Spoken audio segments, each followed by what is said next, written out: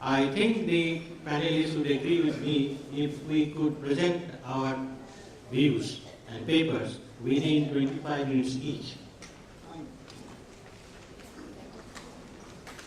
Dr. Shankar, please. Mr. President, sir, and friends on the platform, and such a distinguished audience I have rarely found in my long teaching career of more than 50 years. It's a great tribute to the audience here that they were silence personified and were listening. I hope that you will give me the same pleasure while I speak to you about Swami Vivekananda. Swami Vivekananda. Now, the title of this paper is Global Dialogue Between Religions Today as Swamiji would have envisaged. This today national seminar is organized to discuss Swami Vivekananda's relevance in meeting the challenges of the 21st century.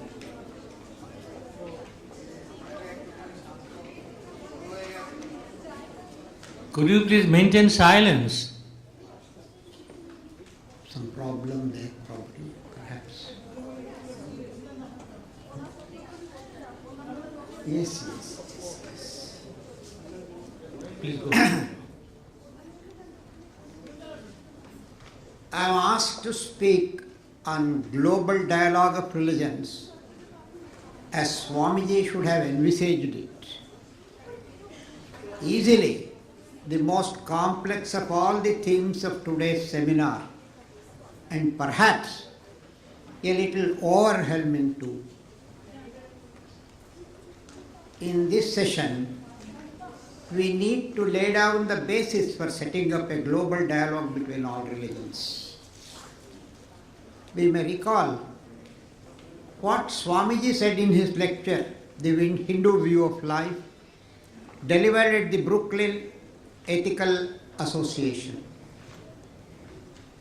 If there is but one religion to be true, all the rest must be true.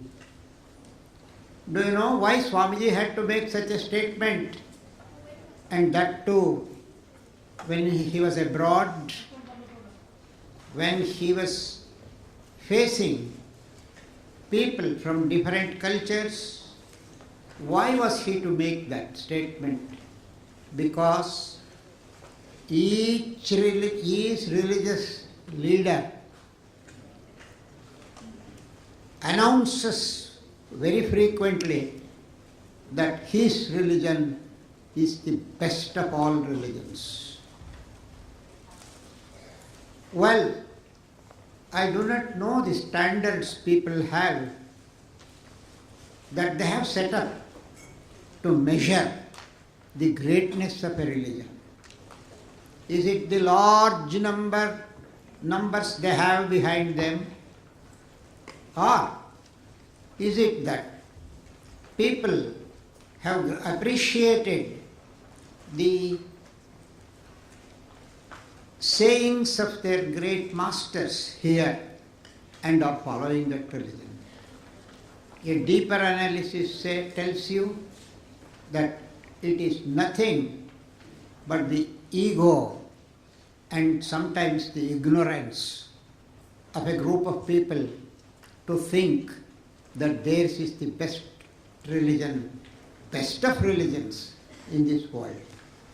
A careful analysis of all the religions have been made, and there is no reason to tell that one religion is superior to another religion.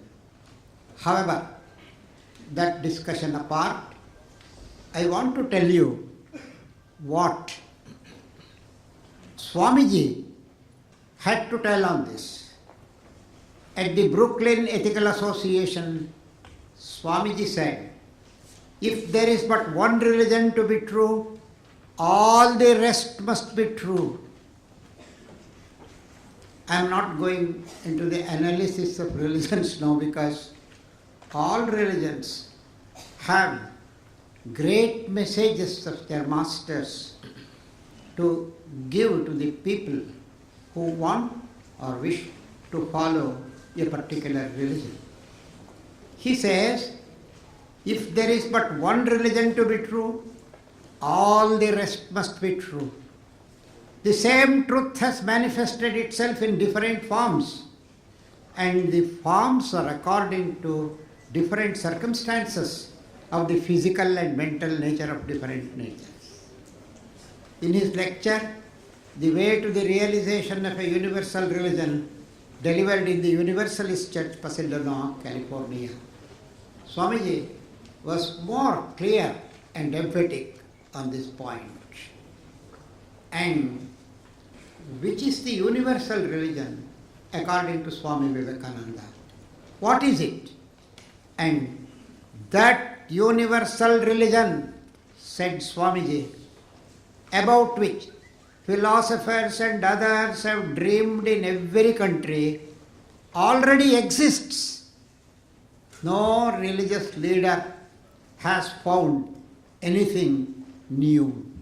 If you analyze the sayings of all the great religious leaders, you will find that ultimately they are speaking of the same thing, they are analyzing the same thing, they are offering the same thing, and that is the pathway to find God, to see God, to listen to the sermons of the followers of those. And every religious leader has, without exception, said that leading a good life, a life in which you do not harm others, in which you do not make the other fellow feel inferior to you, that is religion. And that is the essence of all religions. What are the challenges of the 21st century, particularly what religions would face? There are many, but if we hazarded to make a choice, they could concern the very survival of the human being, human race. And I can be bold to say that it is only a religious approach that can find a solution to these apparently existential questions threatening the very human survival. Now, the challenges posed by science and technology, distracting man the real and his humanism from his attitude towards his fellow being. Now, there are several local cultures. Local cultures do face a threat. Religions face a major challenge. Now, poverty and its escalation. No religious leader has said that if you follow his particular religion, that you will be rid of poverty, that you will become rich, that you will be enjoying eternal happiness. No, he says, there are so many steps that you have to climb, and each step is a challenge. They are turning your eyes away from the temptations that your society around you, your people around you, your circumstances around you place before you. Poverty and its escalation, reversing poverty. No religion has praised, with very rare exceptions, that you should be poor, you should embrace poverty to see God. If it is said so somewhere, you better analyze the religious precepts of that religion and see whether it is worth accepting.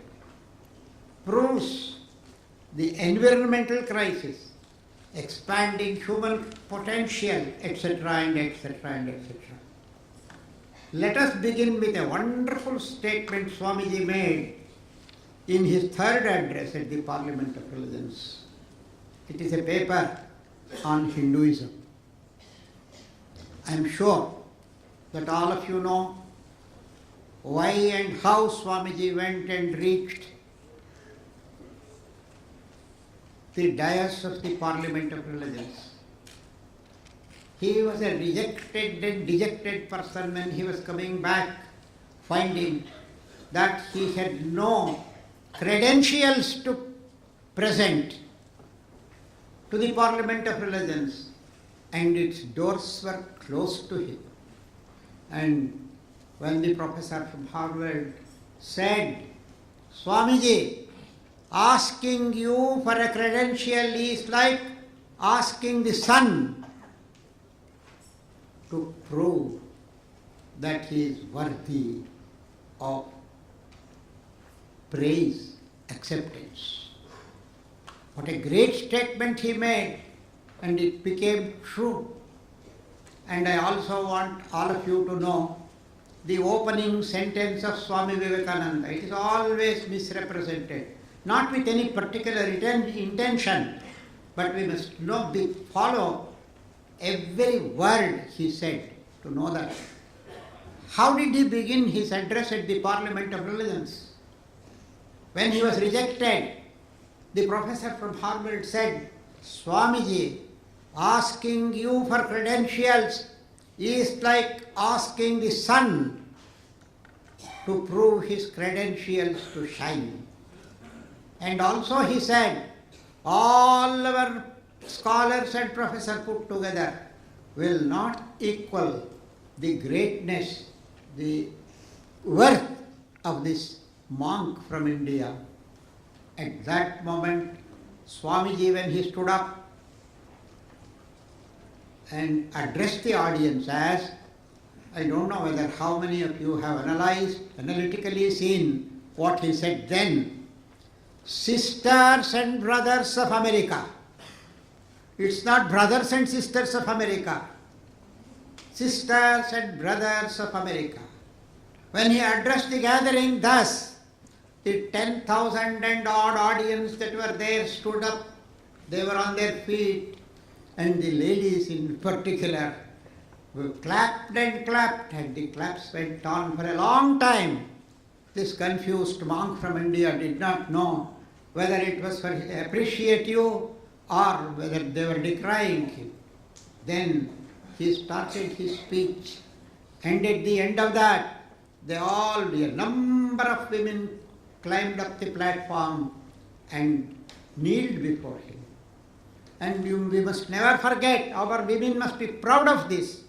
We must never forget that it was the American women that publicly exhibited their appreciation of an Indian brethren who addressed them first, and their claps, as it is recorded, could not be stopped for full 20 minutes.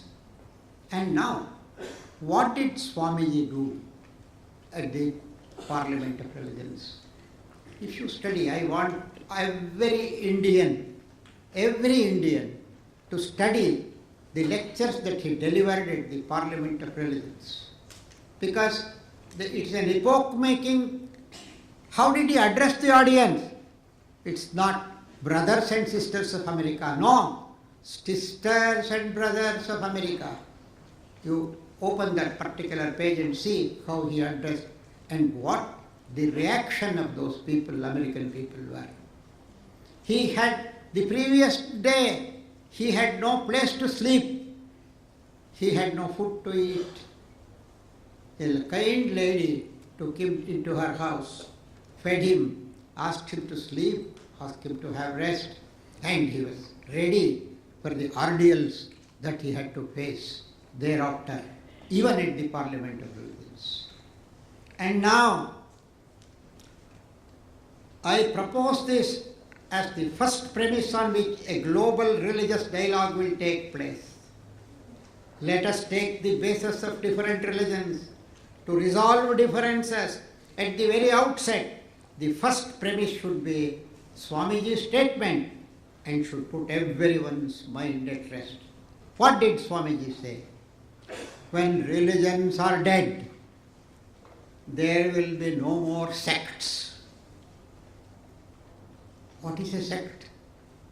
It's a chiseled part of a beautiful figure. Sect. Fine.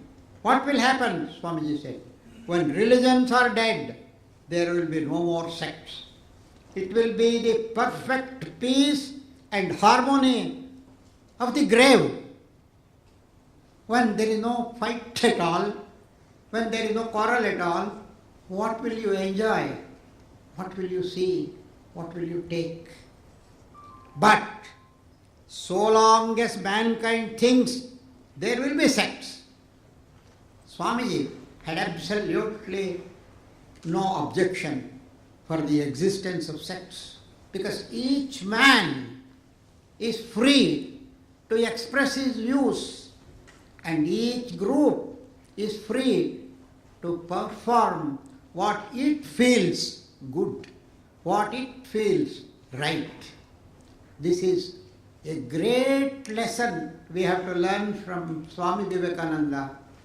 His vastness of his heart, along with the sharpness of an intellect, he had the vastness. That vastness gave a glamour to his personality. And now, I pray that they must multiply so that at last there will be as many sects as human beings. Which religious leader can say this? I want my sect to prosper. I want the branch of religion that I am following is the best. He said, no, they will multiply, and the multiplication is a good thing for humanity.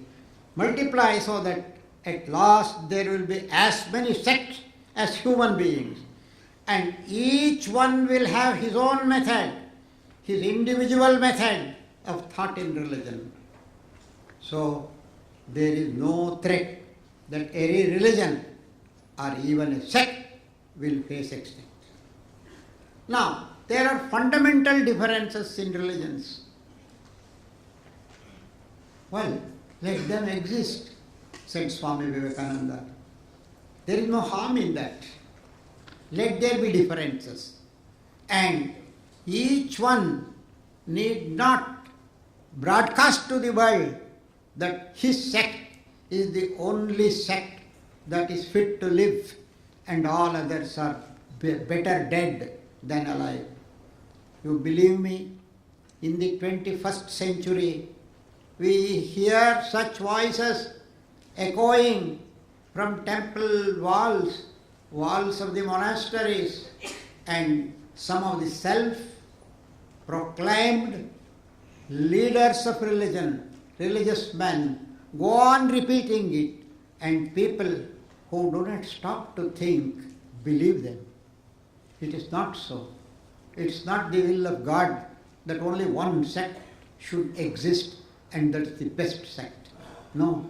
Swami Vivekananda not only realized this, he broadcast it all over the length and breadth of this country.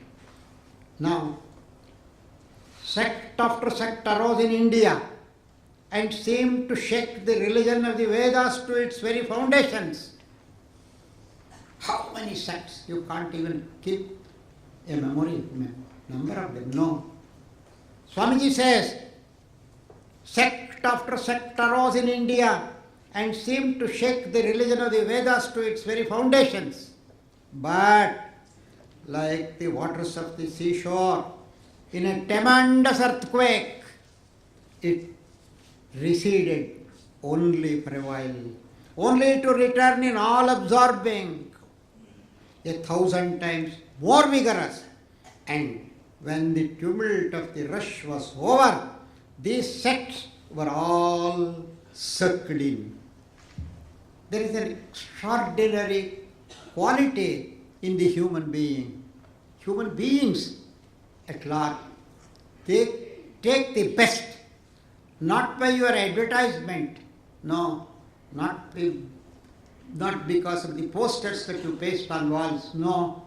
Each man has got an intuition.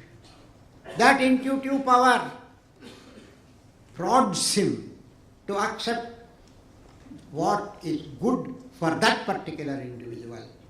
And Swamiji says, from the high spiritual flights of the Vedanta philosophy, of which the latest discoveries of science seem like echoes.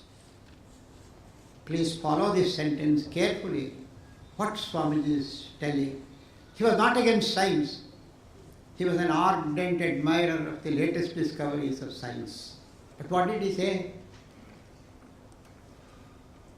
From the high spiritual flights of the Vedanta philosophy, of which the latest discoveries of science seem like echoes, to the low ideas of idolatry with its multifarious mythology, the Buddhists and the atheism of the Jains, each and all have a place in the Hindu religion. Hinduism had the great power of admiring the greatness in other religions. It absorbed them. Whatever may be the outward showy battles that were carried on in the name of religion or sects or subsects, the fundamental belief of each human being in the greatness of and the ethics of religion. It is always trying to take human beings on broad roads to the ultimate reality, which is the goal of all religions. Is it time? Oh. And I am also sorry, sir, that I am missing such a responsive audience. And I have to, and I have to, just reminded you. oh, thank you. And I must close my talk. All right. The last part of it, because there is no time. No. You have a 5 to 7 minutes time. I just reminded you. Please. Okay, I should not come in the way of other speakers. All right. Finally, I will tell you what Swamiji said of science. Most of our religious leaders, well, they do not carry on well with science because scientific thinking, they believe, will take away their devotees away from them, their admirers away from them, because they finally find that superstitions will take you nowhere. And Swamiji said, science is nothing but the finding of unity. As soon as science would reach perfect unity, it would stop from further progress because it would reach the goal. Thus, chemistry could not progress further when it would discover one element out of which all others could be made.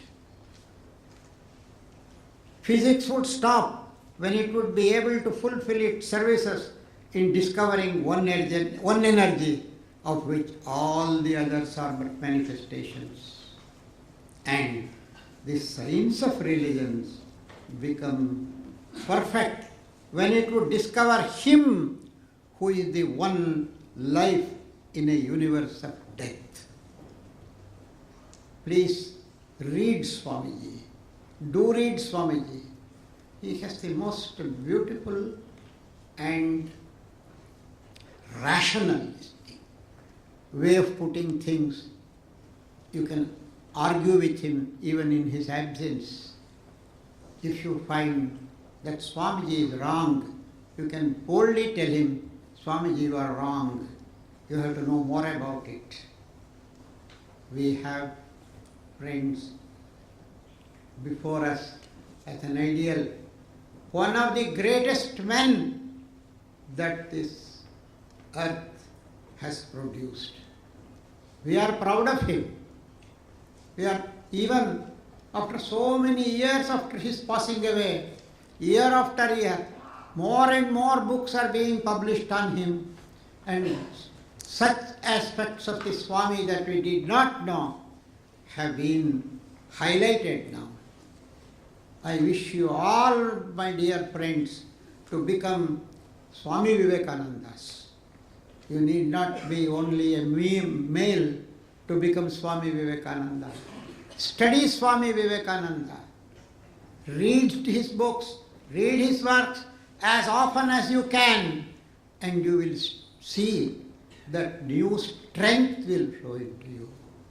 You will have a clear mind, a thinking mind, a heart that embraces everything and takes it into it.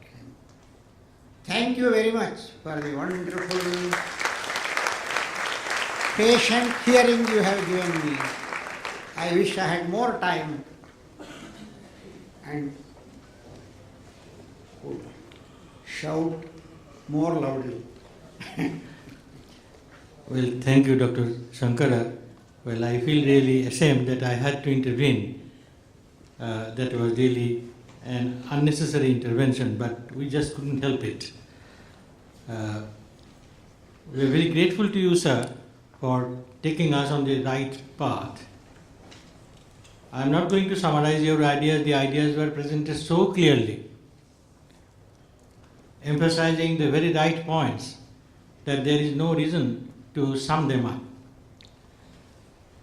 In order to manage time, I think it would be wise to take up questions at the end of the session.